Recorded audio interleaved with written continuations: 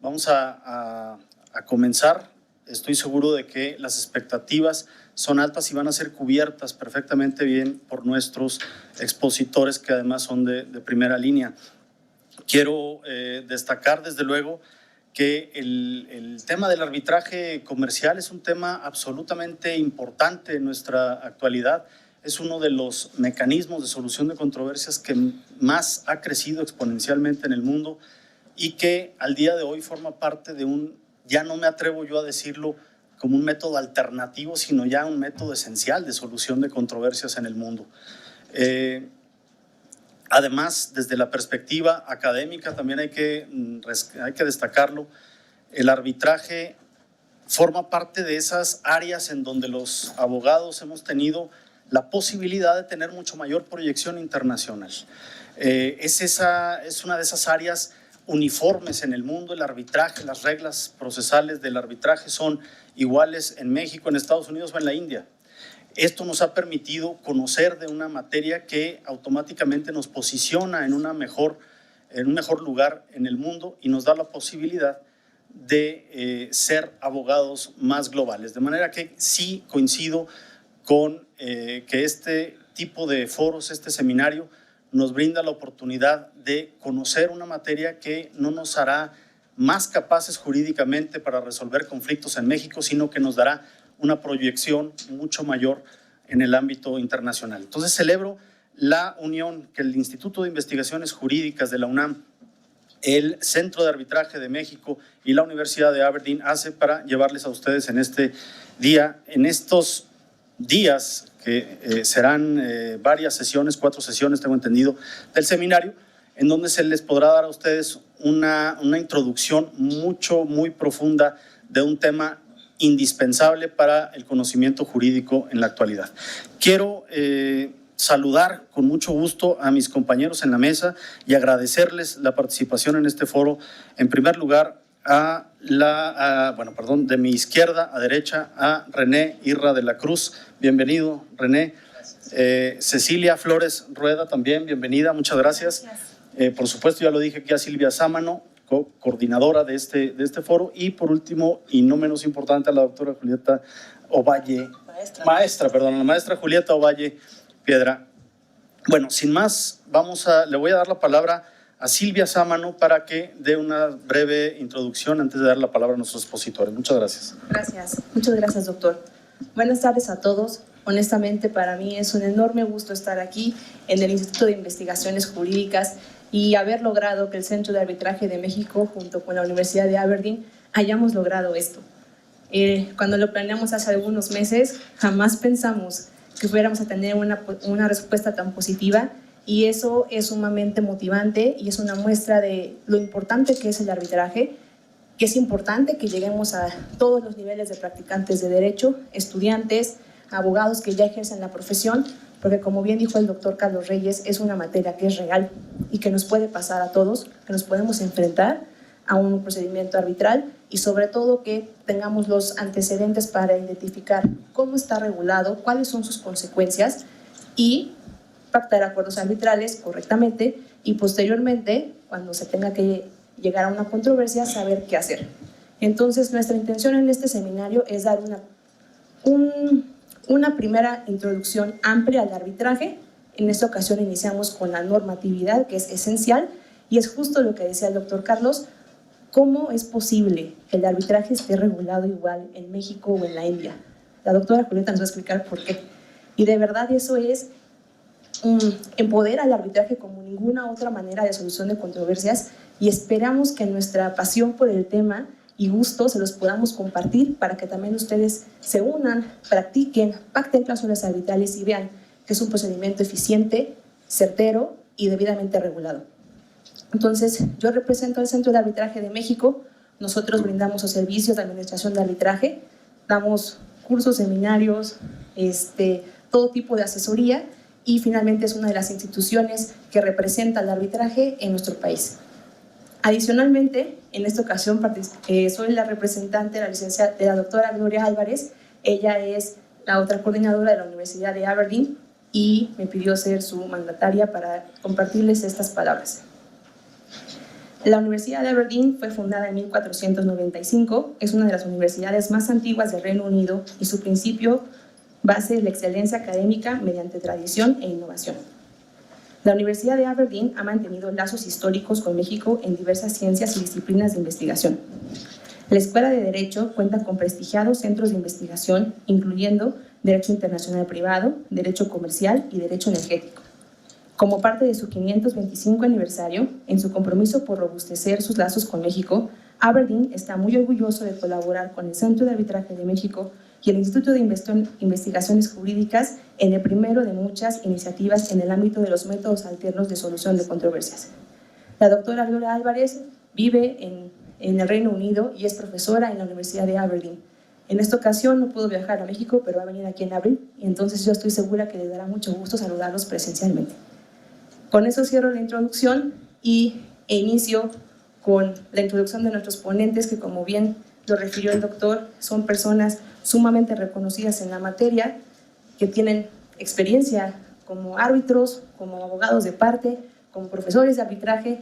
Entonces, sin duda, no pudimos invitar a mejores exponentes del arbitraje nacional que quienes nos acompañan aquí en la mesa. La dinámica que vamos a abordar en la sesión es: cada uno de nuestros ponentes nos va a exponer un tema de manera conferencial, y posteriormente abriremos el piso para que ustedes puedan plantearnos las preguntas que les surjan. Entonces, si tienen duda, pues apunten para que no se les olvide y así hacer que la sesión sea mucho más dinámica. Y voy a presentar a nuestra primera ponente.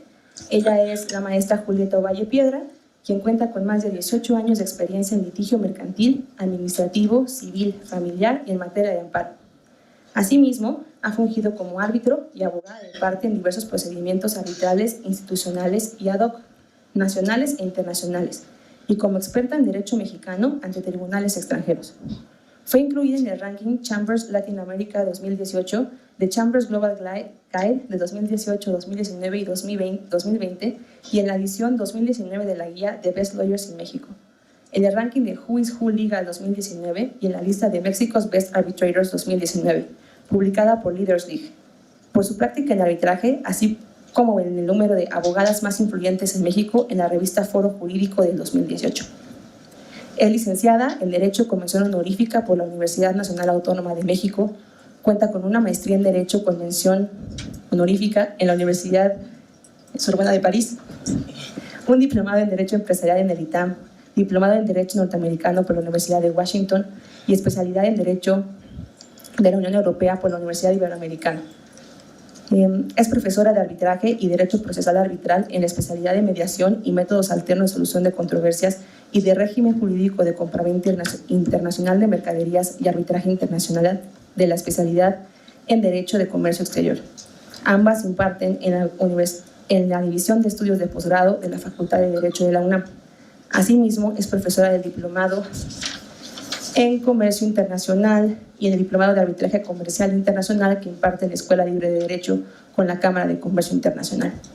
Es autora del libro La Responsabilidad Civil por Productos en México, Canadá y Estados Unidos, de diversas publicaciones en materia de arbitraje y de sucesiones internacionales, entre otros temas. Con ello, cierro la introducción de la maestra Ovalle. Le doy la palabra. Muchas gracias, Silvia. Pues antes que nada quisiera agradecer al Instituto de Investigaciones Jurídicas, al Centro de Arbitraje de México y a la Universidad de Aberdeen, especialmente a la maestra Silvia Sámano y a la doctora Gloria Álvarez por la invitación. Cuando uno viene por Insurgentes hacia el instituto, uno atraviesa el paso a desnivel y hay un letrero que dice: la UNAM es tu casa. Y me conmovió profundamente porque exactamente en eso venía pensando, que la UNAM es mi casa. Yo soy egresada de la Facultad de Derecho, mi papá es investigador aquí en el instituto, yo corría por estos pasillos, cada domingo estoy aquí en la sala en el Zahualcóyotl, entonces realmente me siento en mi casa y estoy feliz de estar aquí el día de hoy para compartir un poco de mi experiencia y de lo que sé sobre este tema. y además que haya tanta gente, muchas felicidades por la convocatoria. Y me toca hablar de un tema muy bonito, que es el marco normativo internacional del arbitraje. Este marco es el que nos da este sistema arbitral que ha sido tan exitoso, que tanto promocionamos y por el que estamos el día de hoy aquí. Y es un marco relativamente reciente, es un marco, voy a hablar de 3 instrumentos que lo regulan, que son del siglo XX, pero esto no significa que el arbitraje no haya existido antes. Hay una frase muy bonita de un artículo, más que una frase es un párrafo, pero no es esta, por eso no le cambiaba todavía. Es un párrafo con el que abre el artículo Arbitration, History and Background de Lord Nussel, en el cual habla que el arbitraje comercial debe haber existido desde siempre, desde que hubo comercio. Debe de haber habido arbitraje porque siempre cuando hay comercio hay disputas y pues el arbitraje es un medio lógico, un medio racional para resolver estas disputas en lugar de que se agarraran a trancazos o al uso de la fuerza.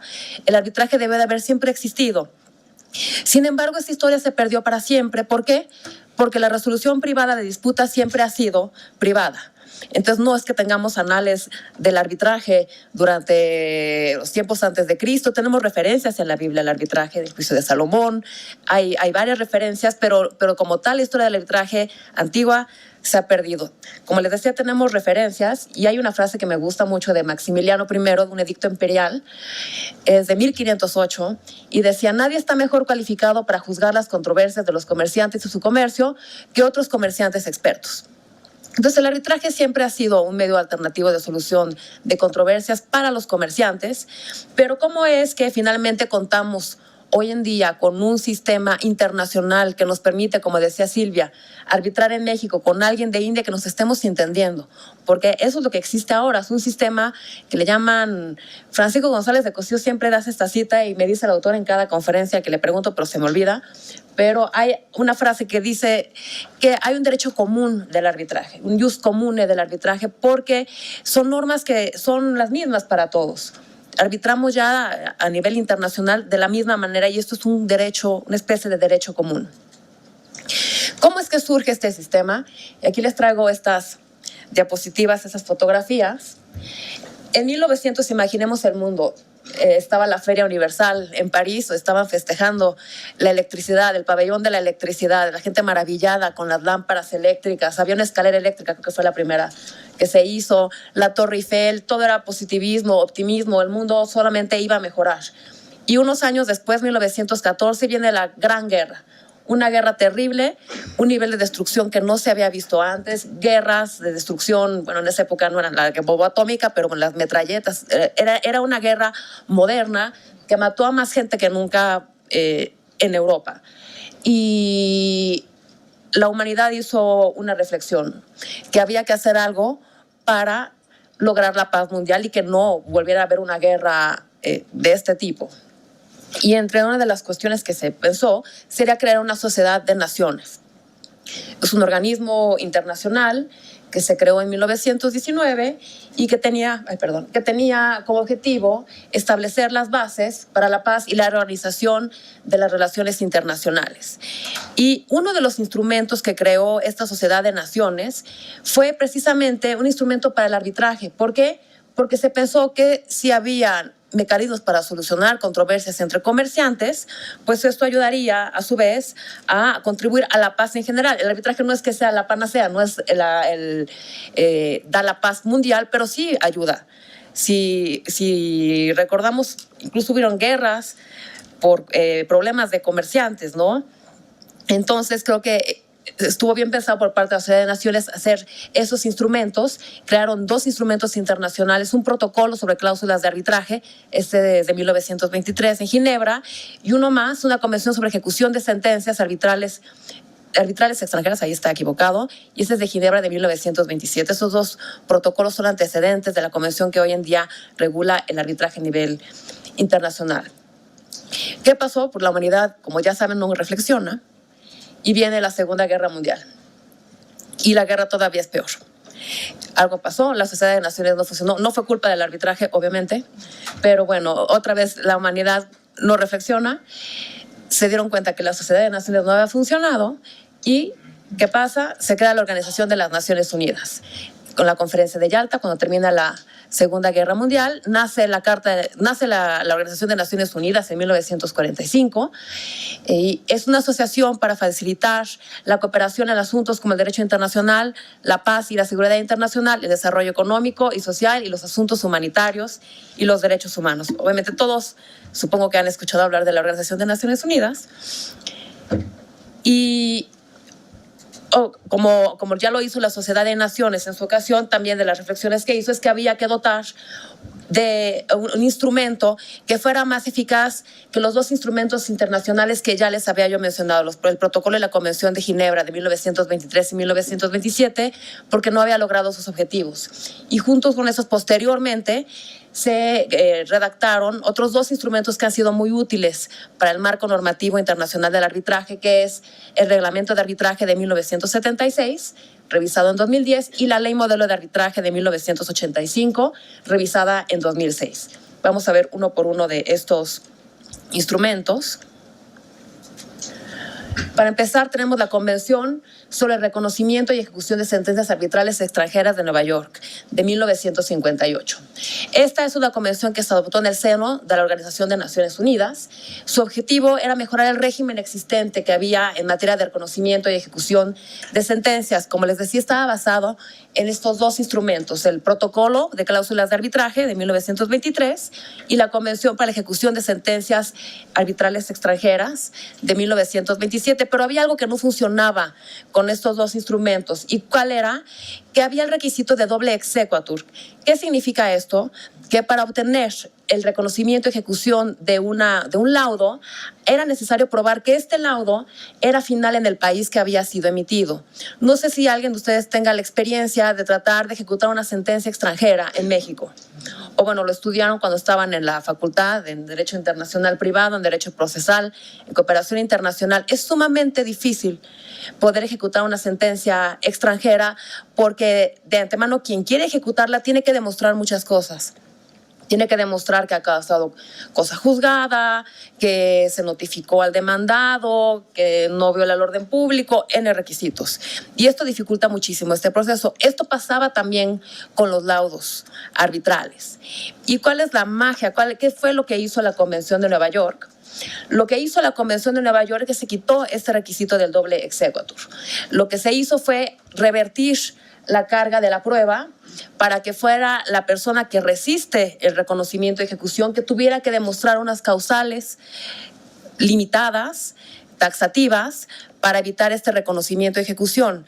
Y el revertir la carga de la prueba, al quitar este doble exequatur, que ya no hay que buscar probar que es un laudo final donde se dictó, sino que tú llegas con el laudo, llegas a pedirle a un juez que es de un país que es estado parte de la Convención de Nueva York, que ejecute este laudo, tiene la obligación de ejecutarlo, a menos que la persona en contra de la cual se quiere lograr este reconocimiento de ejecución demuestre una serie de causales que son limitativas y unas dos causales que sí son, digamos, de oficio, que el juez puede hacer valer por sí mismo, que es la nulidad, el orden público cuando un laudo es violatorio del orden público, y aquí entendiendo el orden público para efectos del arbitraje comercial internacional como un orden público muy limitado, que son los principios verdaderamente fundamentales de una sociedad, de un Estado, porque la idea es que se trate de ejecutar el mayor número de laudos posibles, y también obviamente que la materia no sea arbitrable. Si la materia no es arbitrable, pues obviamente no se puede lograr ese reconocimiento de ejecución. Y esa fue la magia que tuvo esta Convención de Nueva York. Se logró, los países lograron un consenso en 1958 para que quitar este problema del doble exequatur, y ha sido tan bueno el sistema que se creó que se puede decir que es el instrumento internacional en materia mercantil más exitoso de toda la historia. Eso también lo dice Lord Mustill, ya les estaba yo citando su artículo al principio de la conferencia, lo pueden encontrar en línea, es un artículo muy interesante. La estructura de la convención es una convención en realidad bastante simple. Tiene 7 artículos y en estos 7 artículos se establecen 2 obligaciones fundamentales para los estados. En primer lugar, hay que reconocer los acuerdos de arbitraje. Esa es la primera obligación que tienen los estados que son parte de la Convención de Nueva York.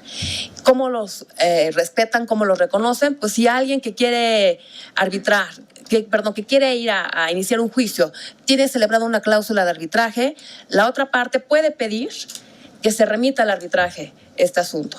Es decir, hay un efecto que le llaman negativo. Cuando hay un acuerdo de arbitraje, los tribunales ya no pueden conocer. Y si esta controversia llega a los tribunales, los jueces tienen la obligación de remitir a las partes al arbitraje. Esta obligación es sumamente importante.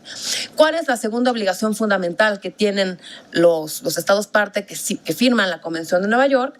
Pues igualmente que se reconozcan y se ejecuten las sentencias arbitrales, los laudos, y que no se pongan mayores requisitos que los que se ponen para los laudos nacionales. Aquí en esta diapositiva podemos ver estas dos obligaciones esenciales. Y junto con estas dos obligaciones que se imponen a los estados, que a final de cuentas, ¿quiénes son quienes ejecutan estas obligaciones? ¿Quiénes cumplen estas obligaciones del estado? Son los jueces. Son los jueces los que son los defensores, a final de cuentas, del arbitraje, porque pensemos, un arbitraje podría suceder, empezar y terminar con un laudo, sin que un estado se enterara. Podríamos tener un contrato mercantil con una cláusula arbitral, las partes se ponen de acuerdo en el nombramiento de árbitro, se lleva todo el procedimiento, se dicta el laudo, se cumple, el estado ni se enteró. Es cuando existen problemas, cuando existe este acuerdo de arbitraje y una de las partes se va a los tribunales, que ahí los jueces intervienen y mandan a las partes al arbitraje. O cuando el laudo que se dictó después de este procedimiento arbitral no se cumple, entonces el juez ahí interviene, ¿no? Entonces la Convención de Nueva York, al final de cuentas, es una convención dirigida a los jueces. Y junto con estas obligaciones que les decía, también hay otra que los estados tienen que tomar una actitud en favor del arbitraje. Hay que buscar interpretar la Convención de Nueva York y las normas relacionadas con el arbitraje en pro del arbitraje, es decir, para tratar de rescatar los acuerdos de arbitraje y tratar de que los laudos se ejecuten. Entonces, que sean excepciones, en realidad, cuando no se respetan los acuerdos y cuando no se reconocen y ejecutan las sentencias arbitrales. México obviamente es parte de la Convención de Nueva York. La convención es de 58 y en México se aprobó en 1971, 70 empezó el proceso y está publicada en el Diario Oficial de la Federación en 1971. Y esto nos hace parte de este sistema normativo internacional del arbitraje del que hablaba Silvia. Y en realidad, pues bueno, son 161 estados los que son parte de la Convención de Nueva York. Entonces, imaginemos que con 160 países México tiene esta similitud. Podemos arbitrar prácticamente en todo el mundo, ¿no? Una de las cuestiones que uno tiene que revisar cuando uno busca que si un estado es favorable o no al arbitraje, es si es parte o no de la Convención de Nueva York. Y bueno, si son 161 estados, es como si lanzaran en un globo terráqueo así un dardo, y lo más seguro es que va a caer en un país que es signatario de la Convención de Nueva York. Entonces es algo incluso que nos une como humanidad. Es cuando vemos que los objetivos que tenía la Sociedad de Naciones y la Organización de Naciones Unidas cuando buscaban dar un instrumento al comercio internacional para que las disputas se solucionaran y que estas disputas no fueran trascendiendo y con eso poner el granito de arena para la paz mundial, en parte se ha logrado, ¿no? Hay un sistema internacional, por lo menos 161 países, la convención más exitosa comercial.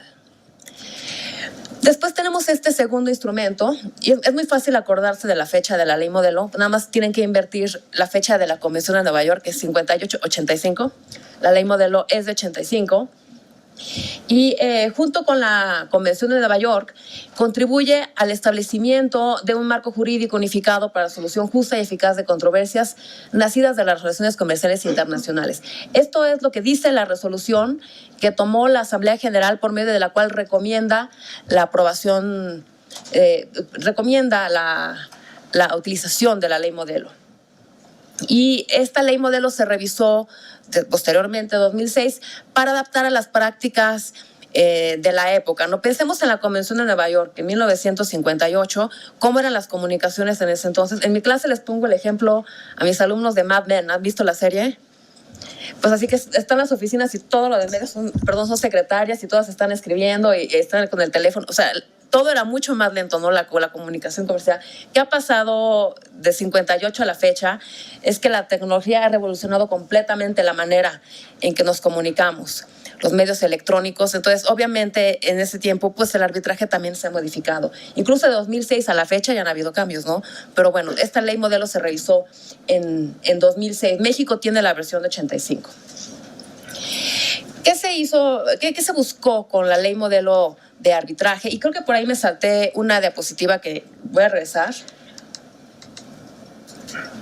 Sobre la Comisión de Naciones Unidas para el Derecho Mercantil Internacional, que este es un órgano subsidiario de la Asamblea General de Naciones Unidas, que es la que se encargó de preparar el proyecto y aprobar la ley modelo. ¿Qué objetivo tiene esta Comisión de Naciones Unidas? Pues precisamente busca unificar el derecho mercantil internacional, busca dotar a la comunidad internacional con instrumentos para que tengan un plano común, unas leyes comunes, un marco normativo común para ciertos temas como el arbitraje, que es necesario tener uniformidad, vaya, para que podamos arbitrar, como decía Silvia, tanto en México como en India bajo un mismo esquema. Y piensen en la labor que tiene esta Comisión de Naciones Unidas. Si pensamos en la pluralidad de sistemas jurídicos que hay, de tradiciones jurídicas, pues tienen que buscar un punto común entre los sistemas jurídicos, entre las tradiciones jurídicas, para que sea adaptable a todos los países, ¿no? Pensando incluso en el nivel económico que tienen, el tipo de sistema jurídico al que pertenecen. Perdón que me haya saltado esta, pero creo que era importante explicar, porque precisamente fue la Comisión de Naciones Unidas para el Derecho Mercantil quien preparó esta ley modelo. Y sobre todo estaba destinada a países que habían sido un poco reacios a modernizar sus legislaciones de arbitraje. Por curiosidad, vean cómo estaba el Código de Procedimientos Civiles de 1932 en cuestiones de arbitraje, y realmente es un sistema muy arcaico que no era funcional, y era más o menos lo que había en el Código de Comercio. Y en Latinoamérica era más o menos la misma historia. Hay países que no necesitaron adoptar la ley modelo de arbitraje. Estados Unidos, Reino Unido, Francia tenían legislaciones modernas, pero hacía falta una ley modelo para los países que no tenían un sistema moderno de arbitraje. Como les decía, es aceptable en estados de todas las regiones y de todos los sistemas legales o de todos los niveles de desarrollo. Y desde que se adoptó en 1985, la ley modelo se convirtió en el estándar de una ley modelo de arbitraje. Como les decía, cuando uno quiere saber si un estado es un estado propicio para el arbitraje, que es favorable al arbitraje, primero ve uno si tiene la Convención de Nueva York, y después si tiene adoptada la ley modelo y si la tiene bien adoptada, ¿no? Porque si la adoptan Frankenstein, pues obviamente no va a funcionar muy bien. A la fecha, la ley modelo ha sido adoptada en un total de 80 estados, 111 jurisdicciones. ¿Por qué? Porque hay países como Estados Unidos, por ejemplo, que la adoptan a nivel estatal, por eso son más jurisdicciones que estados. Y en línea pueden encontrar un digesto de 2012 de un citral que lo elaboró un citral, en el cual se habla de las decisiones de los países acerca de la ley modelo de arbitraje. Creo que es un buen instrumento que pueden tener de referencia. Aquí les puse un poco cuál es la estructura de la ley modelo. De hecho, en el Código de Comercio se adoptó la ley modelo. Es un poco la estructura que tenemos ahí, nada más que en la ley modelo no está la parte procesal que tenemos en el Código de Comercio, pero cubre todo lo del arbitraje, las disposiciones generales, el acuerdo de arbitraje, el tribunal arbitral, medidas cautelares, la sustanciación del procedimiento, el pronunciamiento del laudo, terminación de actuaciones, impugnación del laudo, la nulidad, y el reconocimiento y ejecución de los laudos. Entonces, como pueden ver, al igual que la Convención de Nueva York, también ha sido un instrumento muy exitoso y que ha ayudado al desarrollo del arbitraje. En México, como les decía, se adoptó en el Código de Comercio en 1993. Aquí un punto interesante es que México adoptó la ley modelo en su versión de 1985. Hay varias cuestiones que se agregaron en 2006 que todavía no han sido adoptadas. Por ejemplo, el requisito de por escrito en la versión de 2006 ya tiene dos opciones. El requisito por escrito ya no es nada rígido, ¿no? Como era en 1958, y se deja la opción de que sea un acuerdo entre partes, ¿no? Sin decir cuál es la forma, con que se pueda aprobar el acuerdo de arbitraje ya es suficiente, pero eso todavía no lo tenemos en México, por ejemplo. Pero a lo mejor, siguiendo la interpretación por arbitraje, los tribunales podrían interpretar ampliamente el por escrito. Y bueno, finalmente pasamos al tercer instrumento del cual les hablaba, que es el reglamento de arbitraje también de la Comisión de Naciones Unidas para el Derecho Mercantil Internacional. Este reglamento es de 1976 y este reglamento son normas procesales que las partes pueden convenir para la sustanciación de procedimientos arbitrales. ¿Por qué es así? Porque las partes pueden o no someter su arbitraje a este reglamento. Cuando uno no quiere irse con una institución arbitral, uno quiere un arbitraje ad hoc, el reglamento de la UNCITRAL o NUCMI, es más difícil pronunciarlo en español, UNCITRAL, es como también un estándar que se utiliza a nivel internacional para arbitrajes ad hoc. Y estas reglas procesales, estas normas procesales rigen también todo el proceso arbitral, desde la cláusula modelo tienen una cláusula modelo de arbitraje, la parte de nombramiento de árbitros, sustanciación del procedimiento arbitral, normas sobre la forma, efectos y interpretación del laudo. Como les decía, fue aprobado en 1976.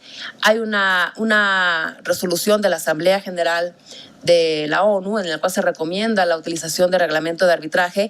Y aquí hay un punto importante que a lo mejor no he dejado suficientemente claro, es que tanto la ley modelo como el reglamento no son coercitivos, no son vinculantes. Los estados son los que adoptan la ley modelo en sus legislaciones, tienen que implementarlos en alguna ley y el reglamento ahí está para quien lo quiera utilizar. Nosotros ahorita podemos celebrar un contrato y decir que sometemos las disputas de ese contrato a un arbitraje de acuerdo al reglamento de la Comisión de Naciones Unidas para el Derecho Mercantil y sería válido, ¿no? O sea, no porque sea ley significa que es obligatoria, no automáticamente pasa a todos los países miembros de la Organización de Naciones Unidas, ¿no? Los estados lo adoptan y se recomienda que se adopte íntegramente, ¿no? O tropicalizándola solamente en ciertos puntos en los que la ley sugiere. Pero si le empiezan a hacer cambios, pues puede ser que ese sistema que tiene tanto tiempo construyéndose, pues ya no funcione tan bien. Al igual que la ley modelo, también este reglamento se revisó en 2010 para adaptar el reglamento a las prácticas modernas de arbitraje. Esta revisión de 2010 incluyó reglas para el arbitraje multipartes, arbitrajes multilaterales. En los últimos años el arbitraje se ha ido haciendo cada vez más complejo y hace falta reglas para cuando son varios demandados, varias demandadas, incluso cuando hay participación de terceros en el arbitraje. También se agregó un artículo sobre exoneración de responsabilidad de los árbitros, salvo que sean cuestiones intencionales, dolosos, pues se exonera de responsabilidad. Tiene que haber una inmunidad de jurisdicción también para el árbitro, porque si no, pues también se puede ver impedida la labor del árbitro y del arbitraje a final de cuentas. Hay un procedimiento nuevo para hacer objeciones respecto de peritos nombrados por las partes, para sustituir a árbitros. Habla sobre costos razonables en el arbitraje, un mecanismo para examinar los costos del arbitraje y se amplían las medidas cautelares que ya existían en la versión de 85, pero en la versión de 2010 se hacen más sofisticadas. También les puse una diapositiva sobre cómo es la estructura de reglamento de la UNCITRAL, de la NUCMI, y como pueden ver también cubre pues, todos los aspectos del proceso arbitral, ¿no? De disposiciones preliminares, donde se habla sobre el acuerdo de arbitraje, composición del tribunal arbitral, procedimiento, y el laudo y ese anexo es el que se refiere a las cláusulas modelo. Si quieren hacer una cláusula arbitral refiriendo a un arbitraje ad hoc, es decir, sin institución arbitral, pues ahí pueden encontrar modelos de cláusulas arbitrales. Pues bueno, por mi parte esto es todo. Estoy abierta a preguntas ahorita en el periodo respectivo. No sé, ¿van a ser ahorita o hasta el final? Al final. Muchas gracias.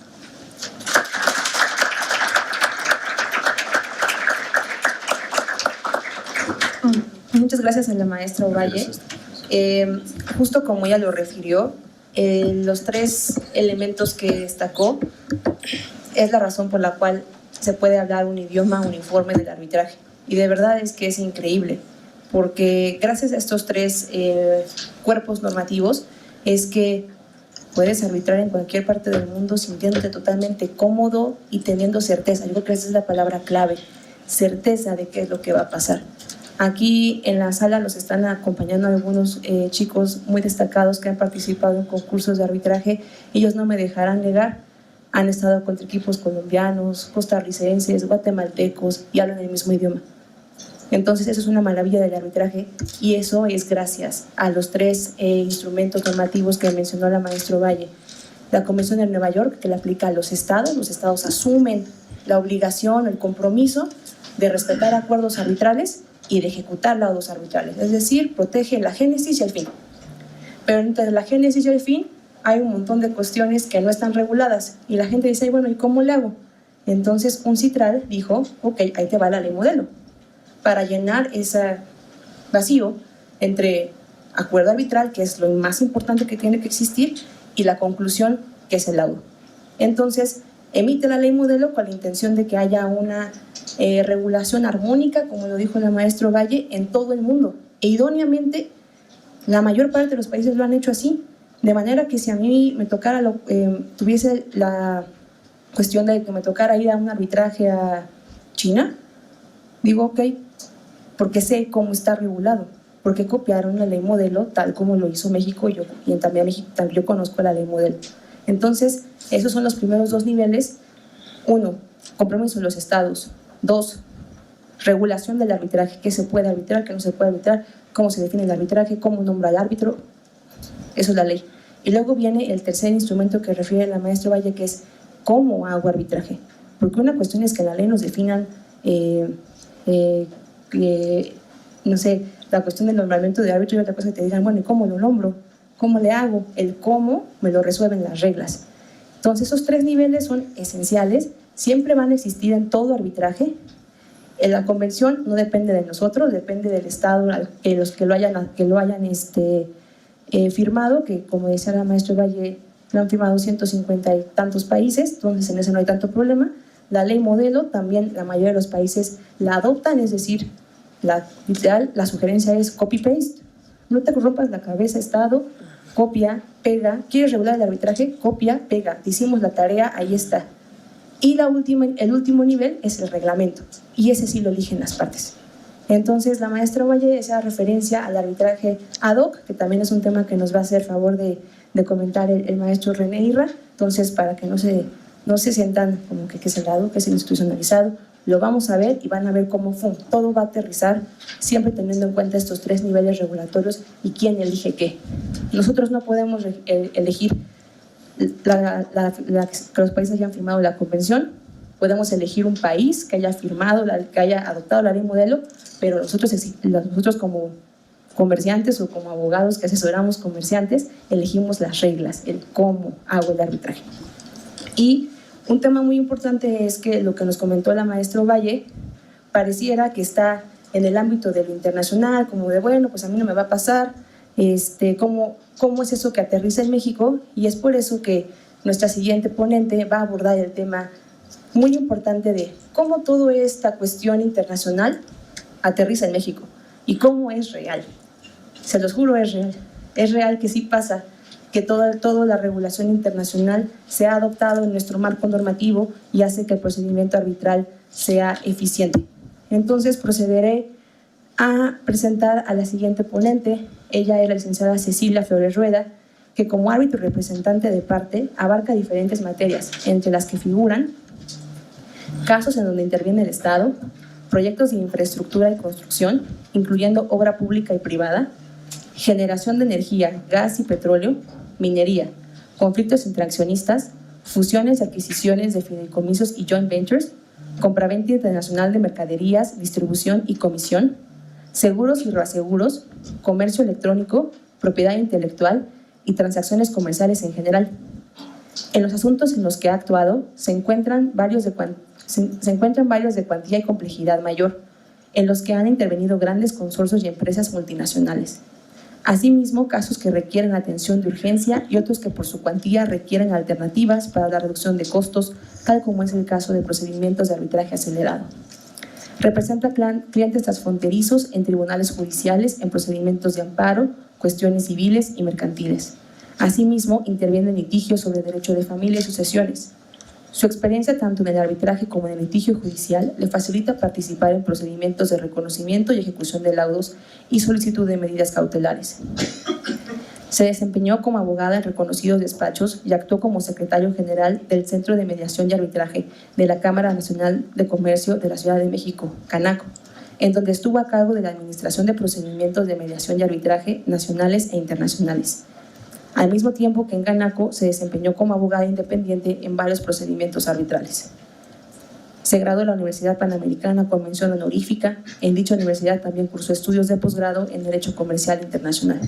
Es maestra en Derecho Internacional por el Instituto Tecnológico de Estudios Superiores de Monterrey con mención honorífica. Actualmente es la socia, fundadora y líder del despacho Flores Rueda Abogados, y dentro de las publicaciones, ella tiene muchas publicaciones, pero hay una que destaco y que les sugiero que la busquen porque es genial, es Diccionario Enciclopedia de Arbitraje Comercial, donde creo que también están como colaboradores nuestros otros dos ponentes. Es un gran libro, de verdad es una guía excelente al arbitraje, y concluyo refiriendo que ella fue la representante del ICC-JAF para la región Latinoamérica. Actualmente representa al Institute for Transnational Arbitration en la sección México y Centroamérica. Y bueno, sin más preámbulo, le doy la palabra a la maestra Cecilia Flores Rueda. Muchas gracias. Bueno, gracias.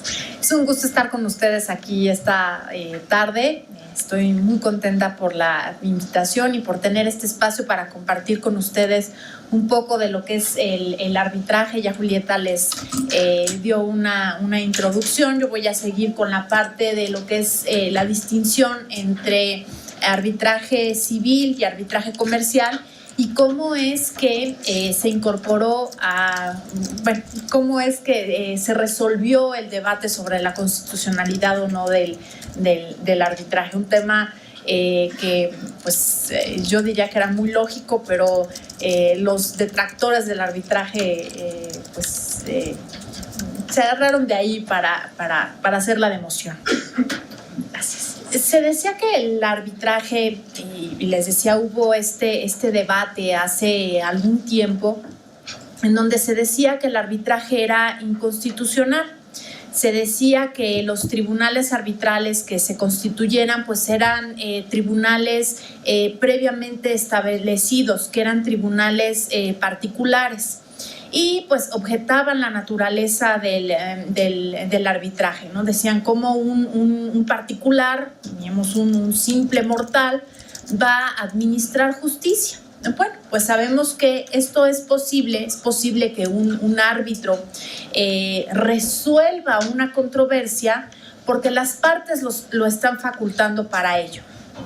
Las partes que someten una controversia al arbitraje, ya sea una controversia presente o futura, dicen, bueno, vamos a resolver esta disputa en arbitraje, va a ser un tercero el que resuelva la controversia a través de arbitraje, y de ahí es que están facultando al árbitro o al tribunal arbitral para que resuelva la controversia. Entonces, de ahí derivan las facultades del tribunal arbitral o de los árbitros. De hecho, me voy a referir como tribunal arbitral independientemente de que sean un árbitro o tres árbitros. Pero bueno, entonces decían, es un tribunal previamente establecido, estos están prohibidos por la Constitución. Y pues de ahí era que estaba todo este debate acerca de la constitucionalidad del arbitraje. Bueno, siendo así, se explicaba, ¿no? Bueno, pues el arbitraje, los árbitros tienen las facultades que derivan del acuerdo de arbitraje, son las partes quienes facultaron al tribunal arbitral para resolver una controversia. Y otro punto importante es que en arbitraje, tribunal arbitral no imparte justicia. Esto es, el tribunal arbitral lo que va a hacer es solucionar una controversia. De hecho, Sánchez Bernal en su libro, en una de sus obras, dice, bueno, el arbitraje es una forma de solucionar controversias como lo sería un volado. Y a ver, díganme qué tiene de inconstitucional un volado. Si nosotros pactamos que va a ganar la persona que se arroja la moneda, cae águila, bueno, pues nosotros estamos pactando que el que gana va a ser al que le cae águila, ¿no? Es un volado, es una forma de solucionar controversias. Digo, el arbitraje, claro, llevado a su proporción, ¿verdad? Se va a ver, pues van a presentar las partes sus argumentos, va a haber una audiencia, se van a tomar en cuenta sus argumentos, sus pruebas, en fin. Pero es lo mismo, en el arbitraje las partes están pactando que de esta forma se solucione la controversia. Entonces, por eso es que no es una forma un mecanismo de impartición de justicia, en donde solo los jueces tienen ese imperio y esa facultad que les confiere el Estado, esa potestad y ese imperio que les confiere el Estado para impartir justicia. De ahí la diferencia, por eso es que no son tribunales previamente establecidos, ni son tribunales particulares que van a atender solo esa controversia o esa en cuestión, no es que vayan a impartir justicia. Y bueno, pues hablando de todo esto, íbamos y veníamos con diversos casos. De hecho, hay varias tesis de jurisprudencia en donde se resuelven estos temas muy interesantes. Y bueno, por ahí de 2008 se da pues un poco fin a esta discusión con una reforma al artículo 17 constitucional que dice que las leyes preverán mecanismos alternativos de solución de controversias y aclara en la materia penal, se aplicarán, regularán su aplicación, asegurarán la reparación del daño y establecerán los casos en los que se requerirá supervisión judicial. Esto aquí es importante y me dirán, híjole, materia penal, métodos alternos de solución de controversias, sí, porque lo que se busca a raíz de estas reformas en materia penal, pues es la reparación del daño.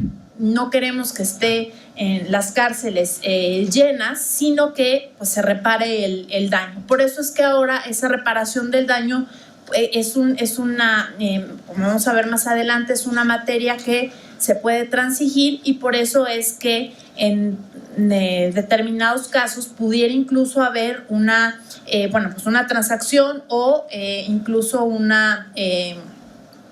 arbitraje para determinar el monto por la reparación del daño, que aún no lo hemos visto.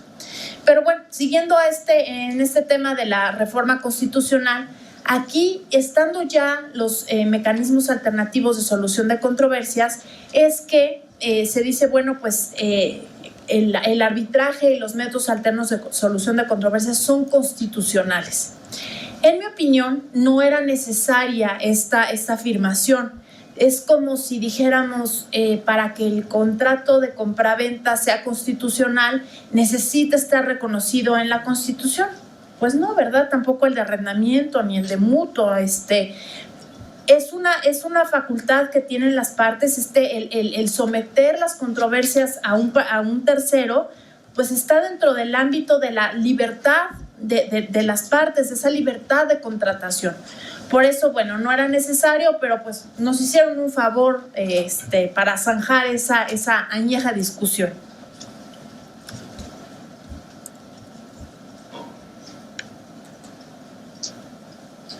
Ahora, ya lo adelantó la maestra Ovalle, nos comentó que la legislación en materia de arbitraje está prevista en el libro quinto, en el título cuarto del libro quinto del Código de Comercio. Y a ver, una anécdota. ¿Por qué está en el Código de Comercio? Y esto, es una cuestión que nosotros podríamos decir y hay quienes lo llegan a pensar que caen en el error y es muy fácil caer en esa tentación si está en el Código de Comercio, decir, bueno, es que las demás disposiciones del Código de Comercio son supletorias, pero no, la legislación en materia de arbitraje, título cuarto, libro quinto del Código de Comercio, es eso, y pudiera ser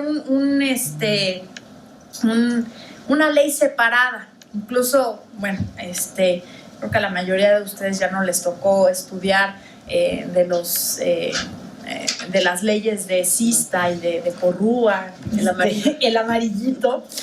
Bien pudo haber sido un librito separado. Ya ustedes ya bajan las leyes de internet. Pero a nosotros que sí nos tocó comprar el librito de Porrúa o el de Sista, sí.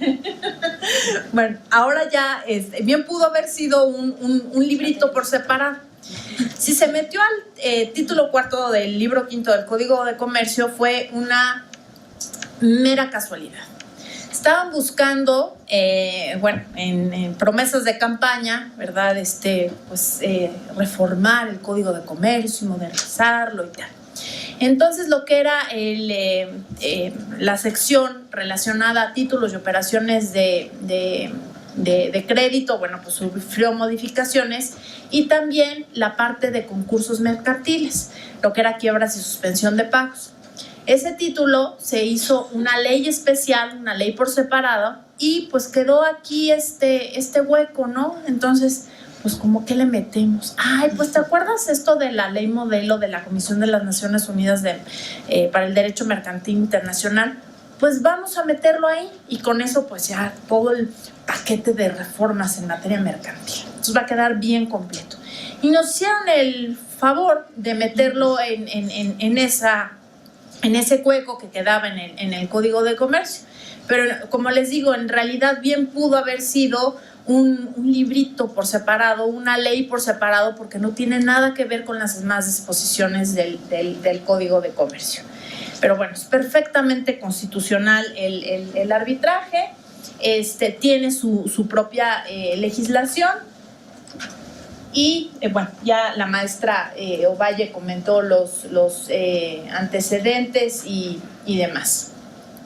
Ahora, el arbitraje comercial, podríamos decir, bueno, hay también lo que conocemos el arbitraje civil, que es totalmente diferente, incluso pudiera asimilarse más a lo que sería un procedimiento judicial. Las disposiciones son un tanto escasas para lo que se requiere para un procedimiento, pero en fin, ¿qué disposiciones aplicaríamos cuando un arbitraje es civil y cuando un arbitraje es comercial?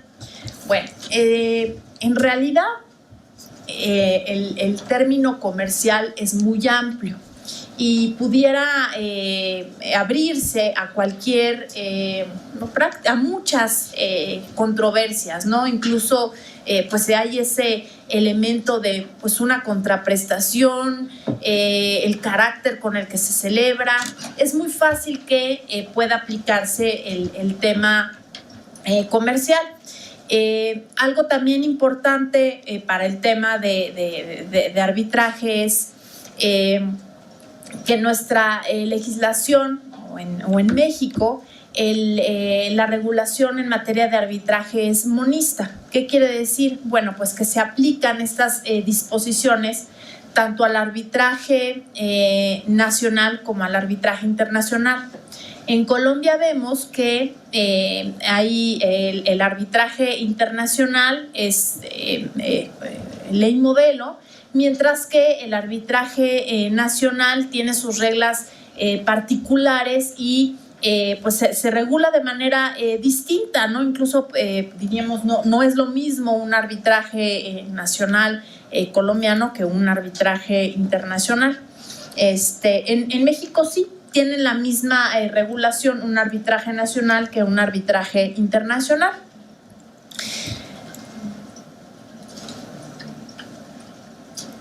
Y bueno, ¿qué entenderíamos por comercial? Bueno, pues una disposición que nos puede dar luz es la nota al pie de página del artículo primero de la Ley Modelo de UNCITRAL. Dice, debe darse una interpretación amplia a la expresión comercial para que abarque las cuestiones que se plantean en todas las relaciones de índole comercial, contractuales o no. Es muy amplio. Diríamos, casi cualquier cosa podría entrar en la definición de comercial. Y bueno, un poco para aterrizarlo en nuestro derecho mexicano, pues podríamos recurrir al artículo 75 del Código de Comercio y pues vemos una amplia gama de operaciones que tienen el carácter de comercial. Incluso, bueno, quise comentar con ustedes un caso de Cloud. Cloud, para quienes no lo conocen, es un sistema de compilación de casos internacionales. Precisamente está en la página de las Naciones Unidas, en esta sección del Grupo de Trabajo 2, en donde se refiere varios casos que tienen como finalidad buscar esta armonización en la interpretación de la ley modelo. Así, hay diferentes países que han adoptado la ley modelo. Bueno, se busca que no solo hayan adoptado la ley modelo, sino que la ley modelo se aplique uniformemente. Por eso es que se van subiendo extractos de casos para ver cómo se ha resuelto en diferentes países y así contribuir a la armonización. Y este caso 390 es trata sobre unas obras de una reparación de una casa que bien hubiéramos podido considerar que era algo civil, pero aquí se le dio esa interpretación o ese carácter comercial y se aplicó la ley modelo, estas disposiciones que entrarían en lo que es el carácter comercial de una operación entre particulares.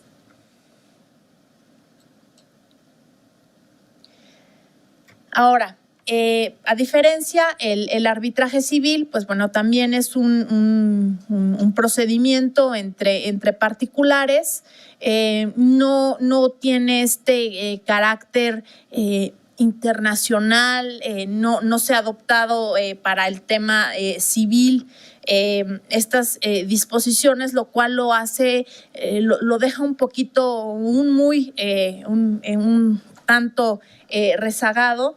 Y es más bien utilizado, bueno, muy poco utilizado para temas meramente entre particulares, y yo diría solo cuando así se llega a pactar. En caso de que no se haya pactado, las disposiciones aplicables serían las de título cuarto, libro quinto, o sea, la legislación mexicana en materia de arbitraje.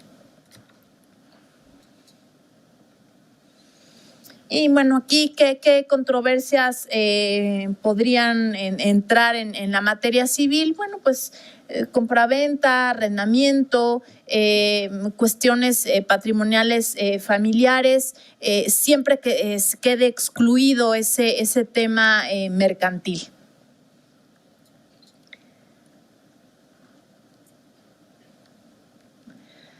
Ahora, ¿qué repercusión o qué consecuencia tendría que un arbitraje sea civil o mercantil? Bueno, para el caso de México, en realidad no es tanta la consecuencia, porque a final de cuentas termina aplicándose la Convención de Nueva York. Por ejemplo, si quisiera ejecutarse un laudo en México, sería prácticamente lo mismo. ¿Por qué? Bueno, pues México ratificó la Convención de Nueva York sin reservas. ¿Qué quiere decir? Bueno, que México va a aplicar la Convención de Nueva York, ya sea para temas mercantiles o civiles, comerciales o civiles, y no exige reciprocidad. ¿Qué es esto? Bueno, que independientemente de si otro país lo aplique para laudos cuyo lugar del arbitraje sea México y no exige esa reciprocidad. No va a exigir que ese otro país haya suscrito la Convención de Nueva York, y tampoco si tiene esa exclusión si se trata o no de temas civiles o mercantiles. Así que pues no sería tanta nuestra preocupación en esa cuestión, porque México suscribió, ratificó la Convención de Nueva York sin esas reservas. Y otro tema importante que me pidieron abordar en la plática del día de hoy es el tema de arbitrabilidad. ¿Qué es lo que se puede someter al arbitraje y qué no? Bueno, yo les diría el tema, la respuesta es muy amplia. Prácticamente todas las materias que están en la esfera de los derechos de los particulares sobre los cuales se puede transigir, se puede negociar, esa esfera patrimonial en donde las partes pueden negociar, transigir, puede ser sujeta al arbitraje.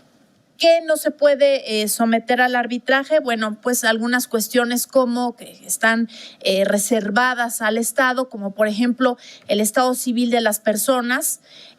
No podemos someter al arbitraje esa declaración sobre el estado civil de las personas. Solo el Estado puede declarar si una persona está casada o si es soltera. Pero sí, por ejemplo, la pensión alimenticia, el monto de la pensión alimenticia, no el derecho. Si una persona se divorcia y quiere someter al arbitraje el monto de la pensión alimenticia, bueno, pues sí podría en algún caso someterse a arbitraje, pero bueno, muy importante, esa cuestión será solamente el monto patrimonial, que hasta ahorita no hemos visto casos de esos. Creo que sería muy interesante ver un arbitraje de este tipo. Aún no lo vemos, o bueno, a mí no me ha tocado verlo todavía. Y bueno, ¿qué legislación es la que va a determinar la arbitrabilidad de la materia? Bueno, la ley del fondo de litigio, la ley del lugar del arbitraje y la ley donde se va a ejecutar el laudo. Y esto aquí, bueno, sería importante tomar en cuenta algunas cuestiones de este tipo. Por ejemplo, en un país musulmán en donde está prohibido el consumo de alcohol, bueno, pues habría que ser cuidadosos, que no se vaya a buscar ejecutar un laudo en donde la ley del lugar del arbitraje dirá que se trata de una legislación que o de una ley de un estado que considera que se trata de una materia no arbitrable. Por eso ahí habría que ser cuidadosos con algunas materias y consultar si esa materia será o no arbitrable y si en ese estado en particular puede o no ejecutarse un laudo dictado conforme a determinada legislación. Y bueno, con esto concluyo los temas que me pidieron abordar esta tarde. Muchas gracias.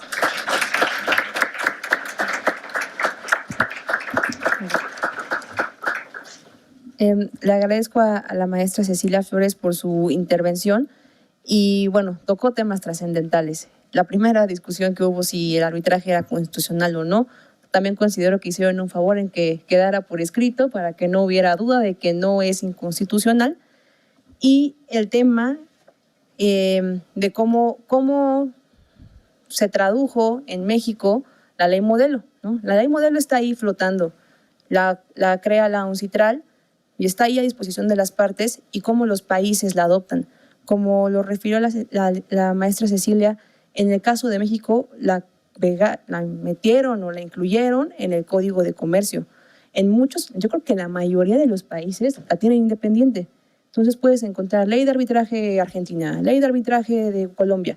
Es raro que la ley, cuando un estado opta por copiar, pegar la ley modelo, la pegue en algo que ya existe. Creo que generalmente lo idóneo hubiese sido que quedara independiente, pero bueno, no nos quejamos. a la cuestión hay que verle aspecto positivo. Yo creo que un aspecto positivo de que esté en el Código de Comercio pues es que no hay duda de que es federal y que ya no habría que regularlo en cada entidad federativa, que eso hubiera sido un desastre. Entonces creo que un aspecto positivo fue eso, pero sí es súper claro, cuando ustedes ahora que seguramente les va a motivar revisar el libro quinto, el título cuarto, libro quinto del Código de Comercio, imagínense como que es independiente. El resto del Código de Comercio no es supletorio a lo que se regula sobre el arbitraje comercial, que es justo lo que refirió la licenciada Cecilia. Eso es en ámbito comercial. Y vamos a abordar el último tema, que son las características del arbitraje. Y aquí yo me permito hacer un comentario que omití hacer en un inicio, porque gracias al Instituto de Investigaciones Jurídicas, este evento está siendo visto por muchísimas personas más, lo cual es algo fantástico porque nuestra intención es llegar a la mayor cantidad de gente con la información y la experiencia de quienes practican arbitraje en el país. Entonces, a quienes nos están viendo de vía remota, gracias por aceptar la invitación y por tener el interés de conocer de la materia, que eso siempre es motivante. Y justo tomando el tema de que es posible de que ahora gente, ojalá, ¿no? Yo cruzo los dedos que nos estén viendo en Colombia, en Argentina, que nos estén viendo más allá de las fronteras de México. Eso de la tecnología y la videoconferencia y la celeridad es algo que el arbitraje ha adoptado, y creo que es una cuestión que se puede referir como una de las características del procedimiento, que es el tema que nos va a explicar el maestro René Irra. Esto escapa de nuestra estructura de tengo que ir a juicio y tengo que ir a pararme en el juzgado y revisar el expediente de Niños Héroes. Esto va más allá. La intención es la celeridad, la eficiencia. Y pensémoslo en el aspecto como se ha ido, escalando desde el tema internacional. Ya conocimos la regulación nacional y ahora es cómo en verdad hago arbitraje y cuáles son las características que lo conllevan a hacer un procedimiento eficiente y cómo es posible que pueda yo estar la abogada representando a la empresa mexicana y tener como contraparte a un abogado en la India, en Mumbai. ¿Cómo es eso? Con las reglas ya lo vimos, con la ley que es igual, pero con las características procesales del arbitraje, que es el tema que nos va a explicar el maestro René Irra. Entonces, me permito presentar al maestro René Irra, quien es especializado en arbitraje internacional, litigios y métodos alternativos de solución de conflictos. Cuenta con amplia experiencia en procedimientos judiciales y arbitrajes internacionales tramitados bajo normativas institucionales y normas ad hoc, actuando como abogado de parte o árbitro o como experto en derecho mexicano en procedimientos en el extranjero. Su experiencia sectorial incluye operaciones de merger and acquisitions, inversión extranjera, solución de disputas entre inversionista y Estado, comercio internacional, energía como eléctrica, oil and gas, construcción e infraestructura, inmobiliario, logística, transporte, actividades portuarias, salud, deporte, ocio y entretenimiento. Es vicepresidente de la Sociedad Mexicana del Derecho de la Construcción. Anteriormente fue coordinador regional para América Latina del Foro de Jóvenes de Árbitros de la Cámara de Comercio Internacional y presidente del Comité de Jóvenes de Árbitros de la ICC México. René Irra es profesor invitado en Seminario de Inversión Extranjera y Arbitraje de Inversión de la Universidad de París, en el máster de doble titulación con la Universidad de Monterrey. También imparte regularmente seminarios en el Diploma de Arbitraje Comercial, el Diploma de Cartas de Crédito y Financiación y el Diploma de Comercio Internacional organizado por la Cámara de Comercio Internacional de México. Anteriormente, fue profesor de Derecho Internacional y Arbitraje en el posgrado de Derecho en la Universidad Nacional Autónoma de México. Es autor de diversos artículos en materia de arbitraje y comercio internacional publicados en Costa Rica, El Salvador, España, Francia, Honduras, México y Perú. Participa regularmente como panelista en congresos internacionales de arbitraje. Él cuenta con un máster en Derecho con mención honorífica por la Universidad de Estudios de Posgrado en Derecho, México. Tiene un máster en Arbitraje y Comercio Internacional por la Universidad de Versalles. Es licenciado en Derecho con promedio meritorio en la Universidad La Salle y tiene un curso de especialización en Derecho Mercantil por la Universidad Panamericana. Y actualmente es el socio que dirige el área de litigio y arbitraje en el despacho Cuatro Casas. Muchas gracias al maestro René por acompañarnos. Muchas gracias, Silvia. Buenas tardes a todos. Yo me sumo al agradecimiento por la invitación para venir a compartir con ustedes al Centro de Arbitraje de México. Silvia, muchas gracias. Igual a la doctora Gloria Álvarez y a la Universidad de Aberdeen. Y por supuesto al Instituto por coorganizar y sobre todo por recibirnos en sus instalaciones. Para mí, al igual que para mis copanelistas, es un placer estar en la universidad, estar en el instituto. Mi corazón es azul y oro, así que esta sonrisa es primero por estar con ustedes y segundo por el invicto en la jornada 6 y super líder. Es un gusto. A mí me pidieron hablar sobre características del arbitraje y hay 4 temas que me pidieron abordar. Bueno, lo primero es pedirles una disculpa porque yo no hice presentación, así que voy a intentar ser lo menos aburrido en mi exposición.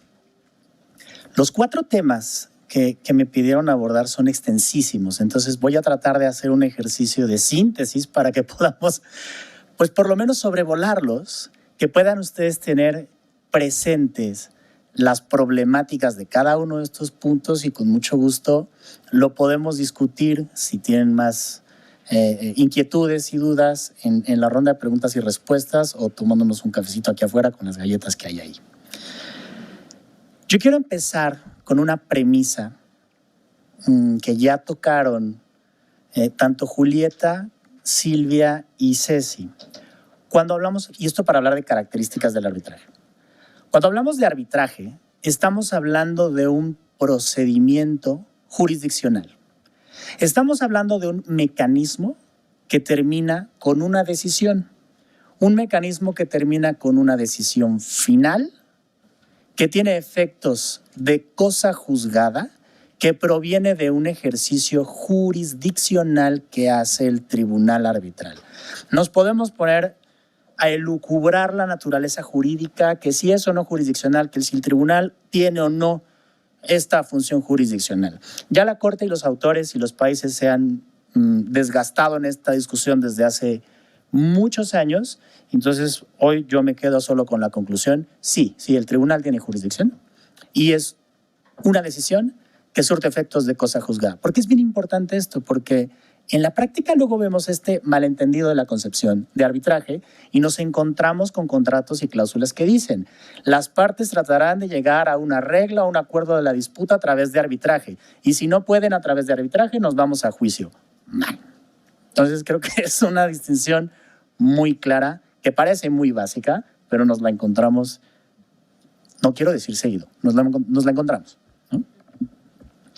Dicho esto, los 4 aspectos que voy a tratar son, primero, cuando hablamos de características de arbitraje, ¿qué es un arbitraje ad hoc y qué es un arbitraje institucional?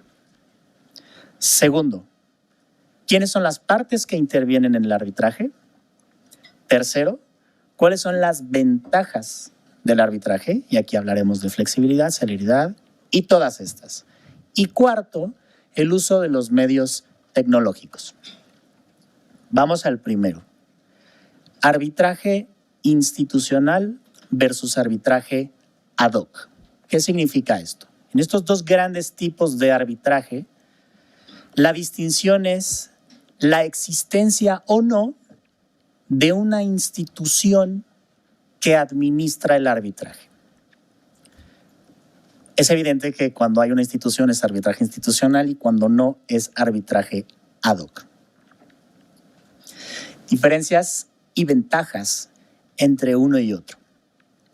Cuando hay una institución administradora, pues otra vez es evidente, la institución administra, ¿pero qué administra?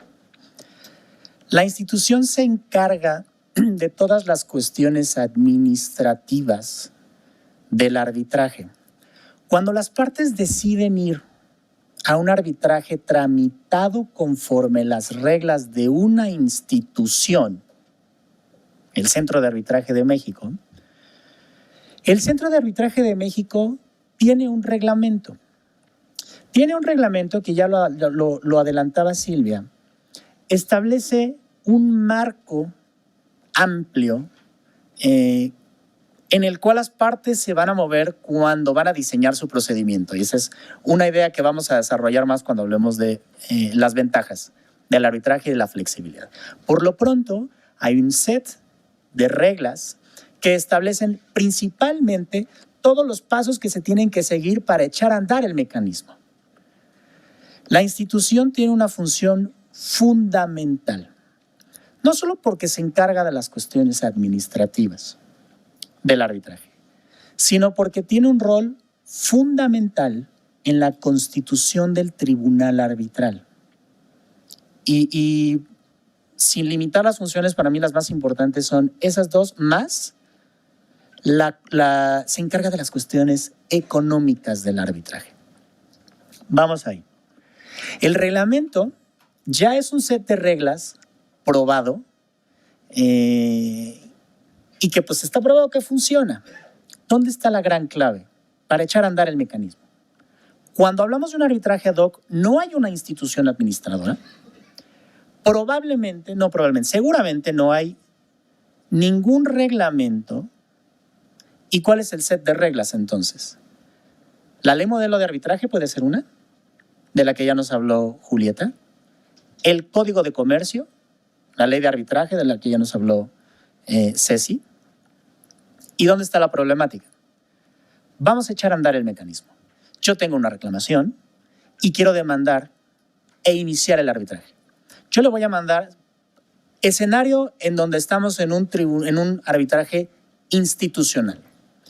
Yo le voy a mandar un escrito a Silvia como secretaria general del CAM y le voy a decir, tengo un contrato, tengo una cláusula de arbitraje y mi contraparte me incumplió y tengo una disputa. Listo. El Centro de Arbitraje de México va a recibir la solicitud y va, como cualquier procedimiento, va a emplazar, va a notificar. ¿Cómo se hace esta notificación? Un simple envío por mensajería. Nada más. A partir de ahí, hay un plazo para contestar y, bueno, las reglas que se siguen, ¿no? El proceso de notificación es bastante simple. El de inicio y notificación es bastante simple.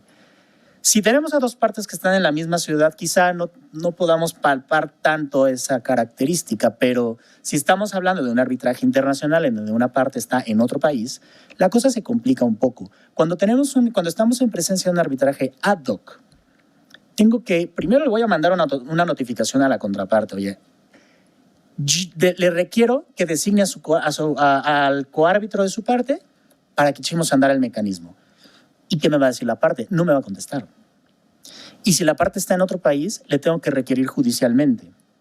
Y si le tengo que requerir judicialmente, entonces tengo que presentar la demanda, solicitud, aquí, ante un juez.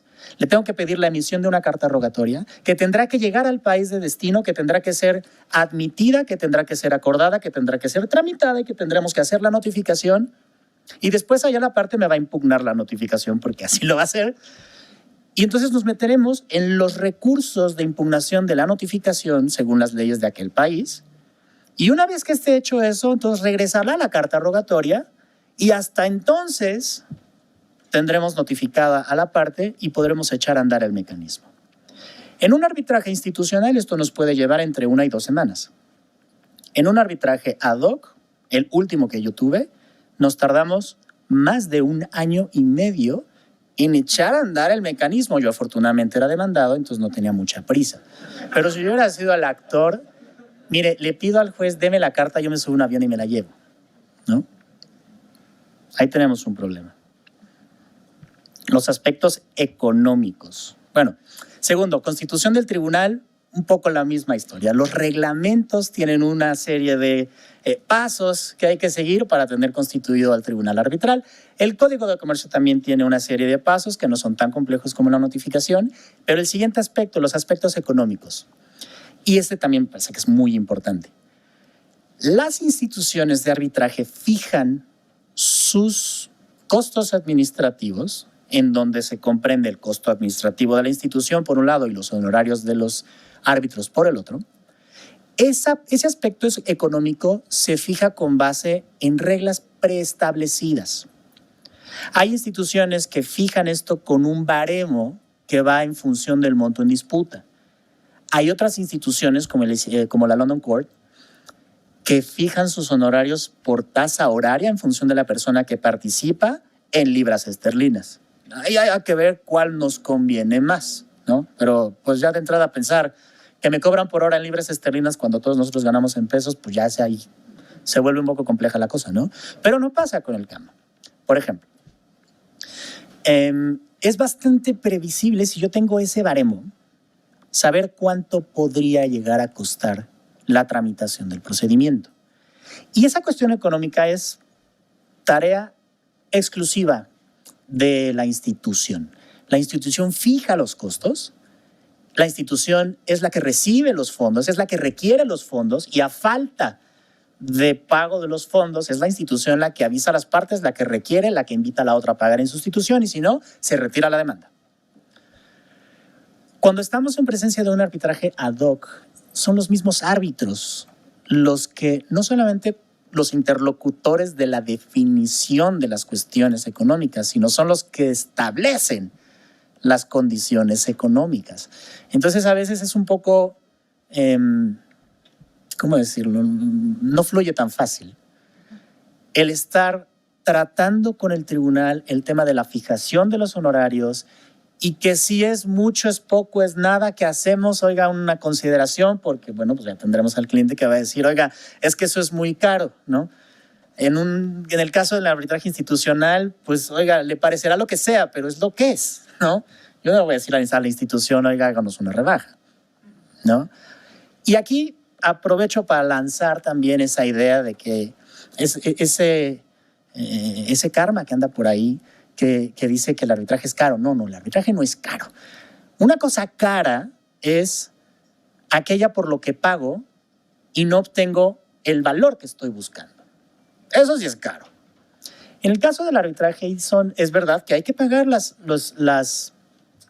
tasa administrativa y los honorarios del tribunal, pero a cambio estoy recibiendo un valor muy alto en términos de la solución de mi disputa, por todas las ventajas de las que vamos a hablar en mi tercera idea. Y además, ¿para quién? Para el que pierde. Porque aquí el tribunal tiene esta facultad de hacer una allocation de costos a la parte que gana, a la parte que pierde. Se pueden dar varias fórmulas, ¿no? Bueno, una última idea al respecto es muy importante. La institución no resuelve. Quien resuelve es el tribunal arbitral. La institución no se mete para nada en los temas de fondo. Y yo tuve una experiencia hace no mucho con Silvia, que creo que también hay que... me parece que es una ventaja de ir al institucional. Había en aquel tema una discusión sobre una determinada cuestión procesal. El hecho de que tengamos una institución nos permite que bajo ese reglamento haya un track record de las experiencias y de los criterios de apreciación desde el punto de vista procesal. Eso nos genera mucha previsibilidad. Nosotros tuvimos la fortuna de poder tener acceso a esa forma de interpretación del aspecto procesal y pudimos formar parte de ese, vamos a crear una interpretación uniforme. Luego, otra discusión es si hay precedentes, si no, pero no nos vamos a meter a la discusión de si hay precedentes o no. Lo que sí es que el estar en una institución nos permite también acceder a un estándar, pues más o menos constante, de apreciación y de decisión de ciertas cuestiones procesales que pueden tener un impacto bien importante en la decisión del caso. Bueno, está claro que yo soy más amigo del institucional que del ad hoc.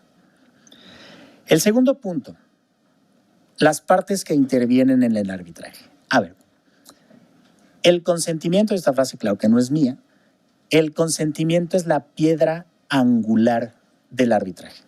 Quiere decir, solo aquel que consintió ir a arbitraje puede ser llevado a arbitraje. Si yo no he consentido, nadie me puede obligar a ir a arbitraje. Y a la inversa, Si yo ya consentí, no me puedo retractar. Dado el consentimiento, ahí se queda. Porque claro, si no sería muy fácil que me demanden con base en una cláusula de arbitraje y después yo diga, no, ya no quiero. No, ¿cómo que ya no quiero? Usted viene.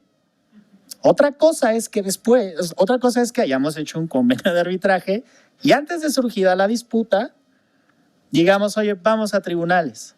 O que me demandan en tribunales y yo contesto la demanda y no digo nada. Y hay una sumisión tácita a la jurisdicción ordinaria. Pero esos son supuestos diferentes, ¿no? Si yo ya di mi consentimiento, tengo que ir. ¿Qué quiere decir? Que ¿quién es parte en el arbitraje? Todos aquellos que están vinculados por el convenio de arbitraje, que puede ser escrito en un contrato, que puede ser una cláusula, que puede ser un intercambio de emails, que puede ser, etcétera. ¿Dónde está el problema? Esto también parece muy obvio, pero es un abanico de posibilidades que nos genera un abanico de problemáticas a veces muy complejas.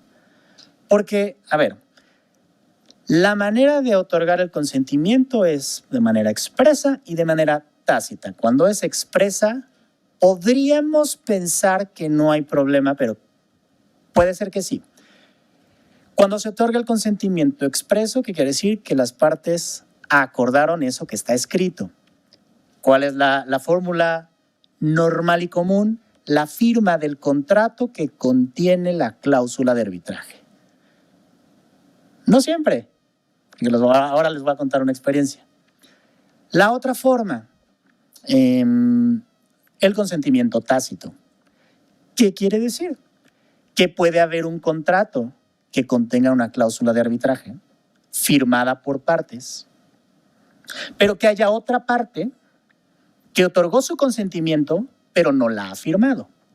Si el consentimiento se puede expresar válidamente también de manera tácita, tendremos que probar que esa parte que no firmó dio su consentimiento a esa cláusula. Esto nos genera una problemática de no signatarios. Y aquí quiero ser muy enfático en que no hay terceros. El convenio de arbitraje jamás va a vincular a un tercero. O se es parte o no se es parte.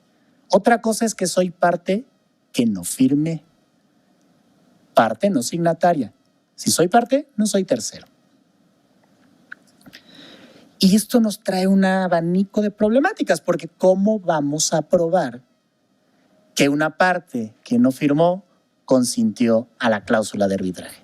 Y sobre este particular hay ríos de literatura y precedentes en todo el mundo que generan una problemática bien complicada, porque una de las ventajas del arbitraje es que este laudo, como ya lo explicaron tanto Julieta como Ceci, se puede ejecutar en todo el mundo siempre que al amparo de la Convención de Nueva York. ¿Qué pasa si tengo un caso en el que bajo un derecho es admisible una teoría de incorporación de no signatarios y tengo un laudo que condena, y en el país donde lo quiero ejecutar no existe esa teoría? Tenemos un problema de ejecución y hay 1.000.000 de casos por ahí en donde sí se ejecutan, hay otros donde no se ejecutan y se genera ahí una disparidad importante, ¿no? Haciendo una foto del mundo, las jurisdicciones más abiertas a admitir la incorporación de no signatarios es Francia, claramente. Están las más alejadas y las más restrictivas, está Inglaterra, está Suiza. Yo me atrevería a decir que estamos nosotros, y por ahí hay unas intermedias, ¿no? Pero bueno.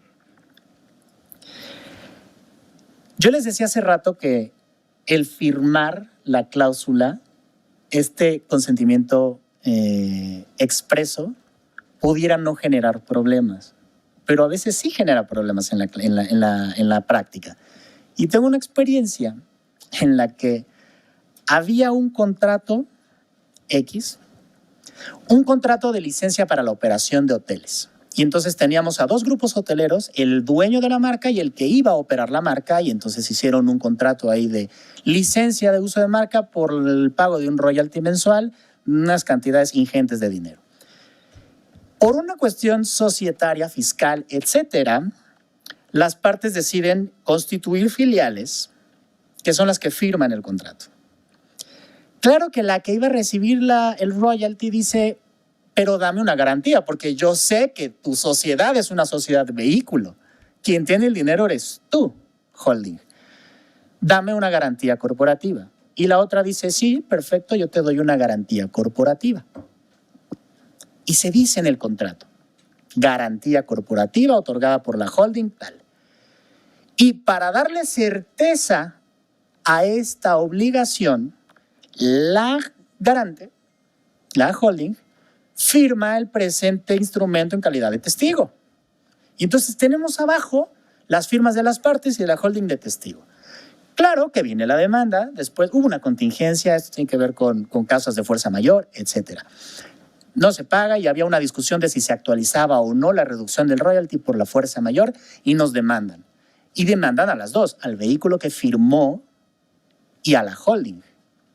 Y entonces nosotros dijimos, sí, pero la holding no. La holding no está vinculada al convenio de arbitraje. Claro que la contraparte dijo, ¿cómo lo va a estar si firmó el contrato que contiene la cláusula? No hay duda de que el convenio de arbitraje le vincula. Y nosotros dijimos no, porque quien vincula, ese convenio a quien vincula es a las partes, Y efectivamente en ese caso las tres firmas estaban, pero la sociedad garante no firmó como parte, firmó como testigo. Y al firmar como testigo, únicamente, el efecto es que únicamente está constatando que las partes se obligaron en esos términos, pero la sociedad no está asumiendo ninguna de las obligaciones que están en ese documento, porque si no, no sería testigo, sería parte. Y el tribunal arbitral compró el argumento, sacó a la garante, porque efectivamente dijo, la garante es testigo. Si las partes hubieran querido, y ese es el centro de gravedad de todo este tema, si las partes hubieran querido que la garante estuviera vinculada al convenio de arbitraje, lo habrían dicho o habría firmado como parte. El centro de gravedad, tanto en un caso signatario como en el otro no signatario, es la voluntad real de las partes. No porque haya grupo de sociedades, no porque haya alter ego, no porque haya una holding, no porque haya etcétera. Por eso automáticamente ya hay. Lamento ser la portada. Bueno, muchas gracias. No por eso no por eso la parte queda vinculada. Bueno, voy al punto 3. Ventajas. ¿Por qué sí arbitraje? ¿Por qué sí arbitraje? Le preguntamos al mundo, bueno, no yo, pero hay instituciones que le han preguntado al mundo por qué sí arbitraje y las características por las que los usuarios van a arbitraje y prefieren arbitraje son muchas, pero solo voy a enunciar 5. Voy a ser súper rápido, los prometo. Primero, flexibilidad. Flexibilidad del procedimiento. Porque no es lo mismo tener una... flexibilidad en dos sentidos. No es lo mismo, hay que pensar que este mecanismo es global. Entonces tiene que servir para todo tipo de disputas. No es lo mismo una disputa de seguros que una de construcción. Y cuando hablamos de construcción, no es lo mismo una instalación eléctrica, fósil, fotovoltaica, eólica, un aeropuerto, una carretera, un puente, un dique. Totalmente diferente a una reclamación de un incumplimiento contractual, ¿no? Entonces, debemos de tener un mecanismo que se adapte a todos estos tipos de controversias. Y segundo, tenemos que tener un mecanismo que se adapte a los usuarios. Tenemos un mecanismo donde converge el mundo. Todas las familias jurídicas, todas las tradiciones, todas las idiosincrasias, todo. Necesitamos un procedimiento flexible, ya lo decía Silvia hace rato. Si yo voy con unos chinos, si yo voy con un alemán, si yo voy con tal, tiene que haber un puente ahí de conexión. Segundo, la especialización. Y este es un tema toral. El que las partes tengan posibilidades de escoger al órgano que resuelve genera mucha confianza. Vuelvo a los chinos. Si ustedes contratan con los chinos, no se van a ir a los tribunales chinos porque está en chino y no porque sean buenos o malos, sino solamente porque no entendemos absolutamente nada. No es un tema de que sean buenos o malos, es que no tenemos identificación. Cuando es arbitraje, tenemos 100% identificación con el órgano que resuelve. Ese es el primero. Segundo, especialización. No es lo mismo, como ya les decía hace rato, hablar de un tema de construcción, de energía, de oil and gas y de todos los tipos de construcción y tal. Vamos a buscar a alguien que sepa de lo que le estamos hablando, ¿no? Además, hay un tema de disponibilidad.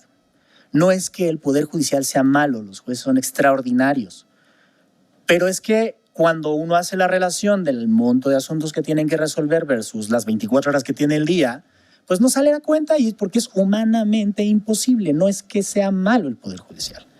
En este caso podremos escoger a una persona que tenga 1,500 horas al año para dedicarle a mi tema. Siguiente, cuarta, privacidad. Privacidad es fundamental, porque qué tal que si estamos hablando de una disputa relacionada con un secreto industrial, no queremos que eso salga a la luz. El arbitraje nos permite que aquello sea confidencial y se encapsule un poco el tema, ¿no?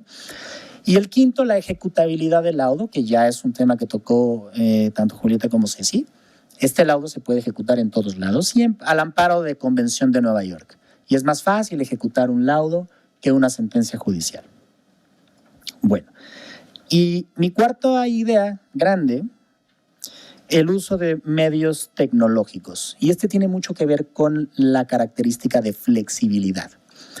Pensemos que estamos frente a una disputa de construcción, que estas naturalmente son las más grandes, y tenemos, no les miento, tenemos filings de 2,500 documentos y son 25 metros de carpetas, que es el expediente, ¿no? Entonces, por un lado, la flexibilidad está en cuanto a la valoración de pruebas. Si este tema yo lo llevo a un juicio, primero para certificar los documentos y que surtan el valor que dice el Código de Procedimientos, ya me gasté lo que estoy reclamando. Sí, primero. Segundo, un tema de tiempos. Y luego sacar los traslados. Y luego todo lo que eso implica, ¿no? Acá esta flexibilidad y el uso de los medios tecnológicos nos permite que no vamos a entrar a la discusión de la valoración ni los efectos de prueba que tienen los documentos. Yo puedo, y así lo hacemos cada vez más, afortunadamente, habilitamos una nube y mandamos todos nuestros escritos vía correo electrónico, el link a la nube donde ya subimos todos los documentos en PDFs organizados en carpetas y hasta pues, mucha más amigable con el ambiente, ¿no? Ya no tenemos que matar tantos arbolitos.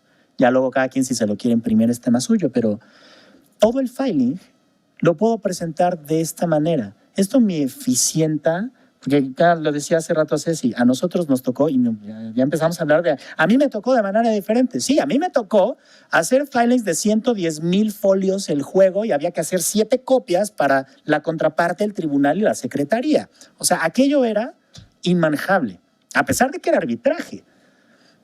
Hoy, afortunadamente, eso yo ya no lo veo, por lo menos lo veo menos, porque todo lo podemos hacer electrónico. Entonces, un tema de gestión del procedimiento. Todas las notificaciones son vía email.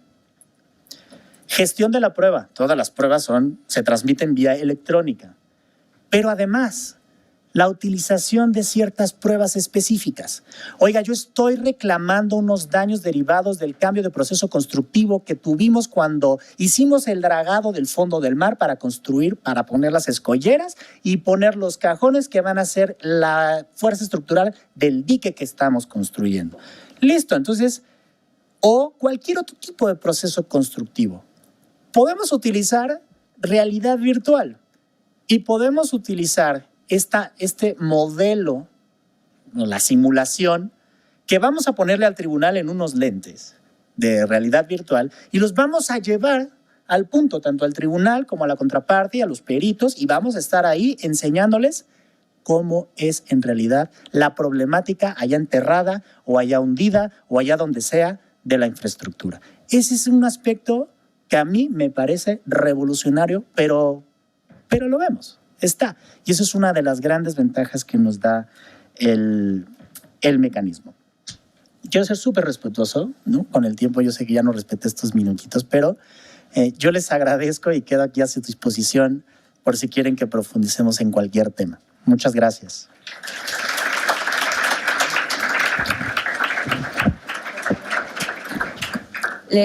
Muchas gracias al maestro René Irra. Ustedes a lo mejor no compartirán mi impresión de que es un apasionado del tema y lo vive y lo transmite. Entonces eso es algo muy gratificante de escuchar. Ahí el maestro Irra, él es árbitro, él es abogado, entonces lo vive en todos los aspectos y es por eso que nos puede compartir esa pasión y ese gusto por el litigio arbitral que de verdad te potencializa como abogado, también como Muchas juzgador. gracias. Y bueno, llegó la parte interesante. Tenemos 10 minutos para cuestión de preguntas. Tenemos tiempo limitado, así es que las personas que quieran hacer alguna pregunta, les solicitamos de la manera más atenta que sea puntual, que sea concisa. Por el momento, ¿alguien tiene alguna pregunta? 1, 2. Aceptamos 3, ya van 2. 3. 3, ya 3. Entonces, el licenciado que está de gris. Sí, gracias. Bueno, mi más que pregunta es una petición muy breve para la maestra Ovalle Piedra, en el sentido de si podría abundar un poco más en el tema de la interpretación pro arbitraje, en el sentido de que cómo opera ya en una situación ante tribunales, considerando que muchas veces pues los jueces no tienen quizá un conocimiento tan amplio o especializado. ¿Cómo llegan a esa interpretación? Y si es que, ¿cómo funciona? ¿Lo piden las partes que interprete de tal o cual manera? ¿O en verdad, o estamos expuestos a que el juzgador pues maneje esa interpretación o si hay como manera de pedirlo? Y bueno, ya sería eso. No hay que tenerle miedo al arbitraje. Bueno, perdón, nada más. Quizá podamos escuchar las 3 preguntas y así ya nos limitamos al tiempo en la respuesta. No sé para quién van dirigidas las demás. Hola, ¿qué tal? Buenas tardes. Yo le quisiera preguntar a la licenciada Flores relacionado con el tema de la arbitrabilidad y específicamente la nulidad de los laudos arbitrales. Si los requisitos que están en el Código de Comercio en los artículos 1450 y 51 son preexistentes o son requisitos para tratar de anular el árbitro lo contenido en el artículo 1458, o sea, me refiero al de los plazos, si tenemos que esperar esos 30 días para interpretar esos 3 meses o son independientes, nada más. Acá de este lado. Gracias. Mi pregunta es para el licenciado Irra y es justo en relación con el uso de medios tecnológicos. ¿Debe haber algún tipo de perfeccionamiento de las pruebas que se utilicen o cómo funciona? Bueno, sí, perdón, Julieta. Yo tan emocionada que estaba. No hay que tener miedo al arbitraje. No estamos expuestos a las interpretaciones por arbitraje. De hecho, las interpretaciones por arbitraje se desprenden de la propia convención y es un principio de la propia convención. Y lo que se busca con ello es que los jueces traten de rescatar en la mayor medida posible los acuerdos de arbitraje. Por ejemplo, en el ejemplo que ponía René, del garante que firma como testigo. A lo mejor una interpretación por arbitraje del juez hubiera dicho, sí, firmó como testigo, pero ahí estaba siendo garante en ese contrato. Entonces hay una intención de ser parte de esa relación jurídica, comercial, y es posible que haya también una intención de arbitrar. Entonces ahí habría una postura pro arbitraje por parte del juez de tratar de rescatar ese acuerdo de arbitraje. Y es lo que ha pasado en las jurisdicciones de otros países, ¿no? Estos principios de la extensión del acuerdo de arbitraje, que se extiende el acuerdo a personas que no necesariamente firmaron, pero que han mostrado de cierto modo una voluntad, ya sea expresa o implícitamente, de ser parte del acuerdo y extienden el acuerdo de arbitraje. Eso es un ejemplo de una interpretación pro arbitraje. No hay, o sea, ni siquiera tendrías que pedirlo porque es un principio que se desprende de la Convención de Nueva York, pero si quieres verlo ya concretamente, busca en tesis de jurisprudencia y se hace mención del principio pro arbitraje. Y no hay que tener miedo al arbitraje, no es que estemos expuestos a una interpretación pro arbitraje, así funciona el sistema. Y mientras mejor funciona el sistema, los tribunales también se desahogan de trabajo. Los jueces hacen un favor a sí mismos al defender también al arbitraje y más que defender, aplicar la Convención de Nueva York, el Código de Comercio, esta normatividad moderna que hace que sea eficiente el arbitraje. Si nos estamos cuidando del arbitraje, no dejamos que podamos recibir sus beneficios, ¿no? ¿Para qué quieren los tribunales todavía llenos de asuntos que no se pueden resolver en tiempo? Porque humanamente no hay tiempo que alcance. Hay alguna estadística por ahí que ¿cuánto tiempo tiene un juez un expediente para resolverlo? Escuché este dato, no sé si sea cierto, 40 minutos. 40 minutos para leer el proyecto, ni siquiera puedes revisar las pruebas en ese tiempo, ¿no? O sea, entonces los jueces se hacen un favor a sí mismos, respetando, y además es un sistema que funciona muy bien y tiene sus salvaguardas para que la gente no quede también desamparada en manos del arbitraje, ¿no? Entonces, en realidad hay que confiar y es un principio positivo que ayuda a que el sistema funcione. Gracias. Y gracias a quienes se conectaron. No entendí tu pregunta. ¿Te refieres a el plazo de 3 meses que hay que se tiene para presentar la nulidad del laudo? Pero esa otra pregunta sobre los 30 días no me quedó claro. Sí, bueno, es que leyendo el artículo de los 3 meses, se entendería que tendríamos que esperar los 30 días para ver si se quiere una especificación de algo particular del laudo o tal. Entonces yo quería ver si una de las partes quiere iniciar el procedimiento de nulidad, si tendría que esperar esos 3 meses o primero tendría que ver lo que disponen los artículos del 1450 y 51. Era básicamente eso. Sí, bueno, son cuestiones diferentes. Una es pedir la corrección del laudo. Por ejemplo, si llegara a haber algún error tipográfico de cálculo, por ejemplo, que no se calcularon bien los intereses o que haya algún error en alguna suma, se puede pedir esa corrección. Que ojo, no esa corrección del laudo no quiere decir es una apelación y se presentan argumentos sobre el fondo. Es solamente por cuestiones muy particulares, algún error tipográfico o de cálculo.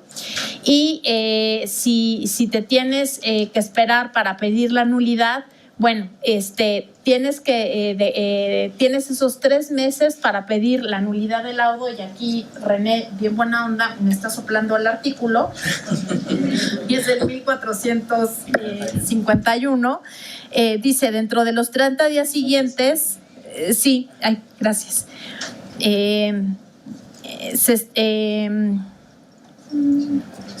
sí, corrección, es que se va. Dentro de los 30 días siguientes a la notificación del laudo, se puede pedir la corrección del laudo. Y para, el 1400, ese fue el 1450, y el 1451 dice, salvo acuerdo en contrario de las partes, dentro de los 30 días siguientes a la recepción del laudo, se puede solicitar un laudo adicional respecto de cuestiones que fueron omitidas en el laudo. Esos son los dos supuestos: la corrección para algún error tipográfico de cálculo o el laudo adicional para alguna cuestión que haya sido omitida. Por ejemplo, alguna prestación, por ejemplo, se reclamaron intereses y el tribunal omitió hacer la condena o pronunciarse sobre el tema de los intereses, bueno, pues se solicita ese laudo adicional. Y respecto del plazo que tienes para promover la nulidad del laudo, en el 1457 están las causales, y en el 1458 dice, la petición de nulidad deberá formularse dentro de un plazo de 3 meses, y ojo aquí, contados a partir de la fecha de notificación del laudo, o si la petición se ha hecho con arreglo a los artículos 1450 y 1451, que es el de la corrección del laudo y la solicitud del laudo adicional, desde la fecha que esa petición haya sido resuelta por el tribunal arbitral. Entonces, quiere decir que si tú solicitas la corrección del laudo, esos 3 meses para presentar la nulidad empiezan a correr desde que te notifican la corrección del laudo, no desde que te notificaron el laudo. Gracias. No, de nada, Ceci. Yo aquí aguas con una cosa, perdón que me meta tu pregunta. Ya que me acercaste aquí el artículo. Aquí aguas con una. Permitido. Muchas gracias, Ceci. Perdón la intromisión, pero aquí hay que tener cuidado con el reglamento que es aplicable. Porque este artículo solo aplica si no hay reglamento de arbitraje. Todos los reglamentos tienen una disposición relativa, particular. Exacto, a interpretación. Perdón, a corrección y aclaración. Incluso algunos no consideran el laudo adicional. Efectivamente. Entonces, el plazo es el que fije el reglamento. Y si no hay reglamento, pues sí es este. Sí, y eso es importante porque el artículo para que prevé las causales de nulidad del laudo y lo relativo al procedimiento de nulidad del laudo sí sería conforme a la legislación mexicana en materia de arbitraje.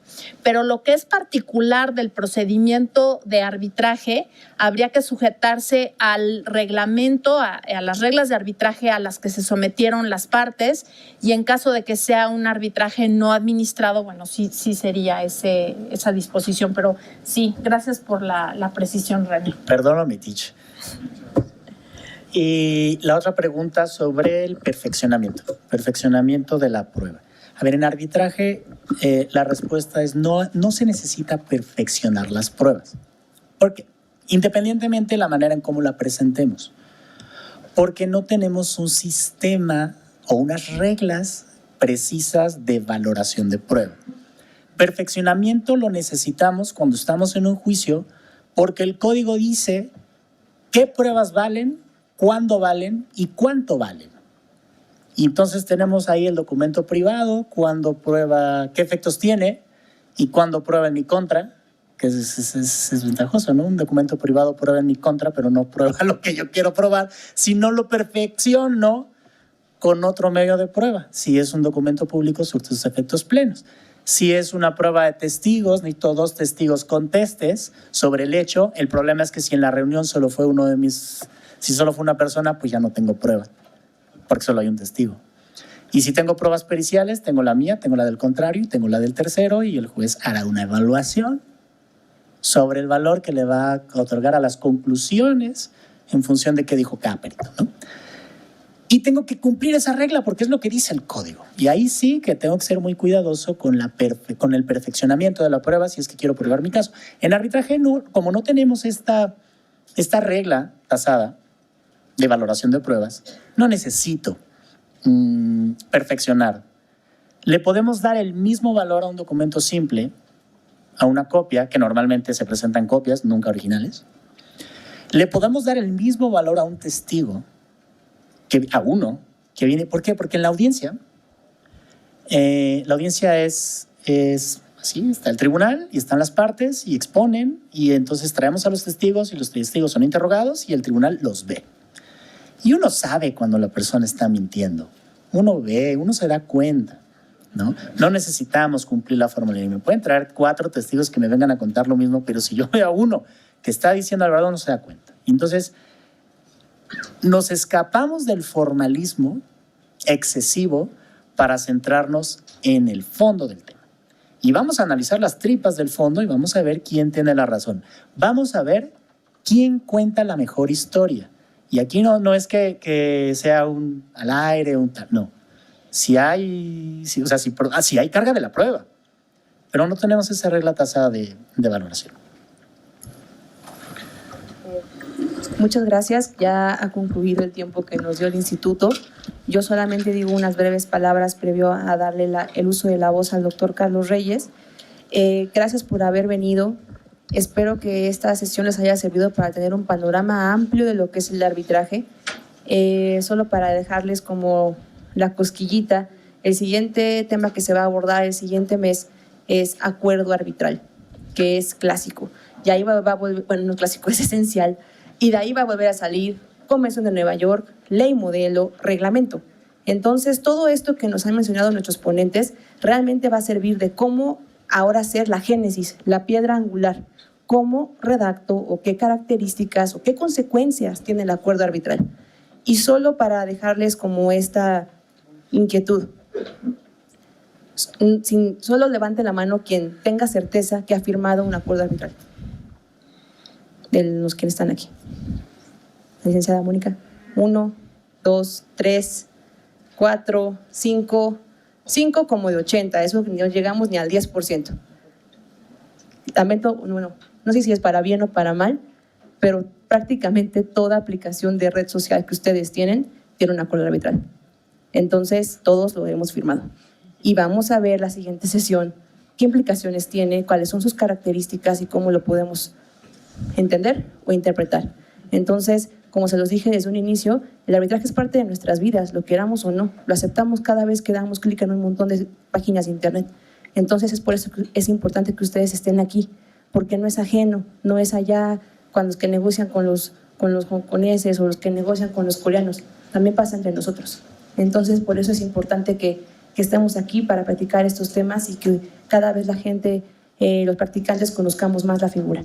Y le paso la voz al doctor Carlos Reyes. Solamente para terminar y agradecerle a nuestros magníficos ponentes, Julieta, Cecilia, René, muchísimas gracias por sus exposiciones, pero sobre todo y quizá también mucho más a ustedes por estar toda esta primera sesión. Esperamos contar con ustedes aquí en el Instituto de Investigaciones Jurídicas en las otras 3 sesiones que vamos a tener de este seminario.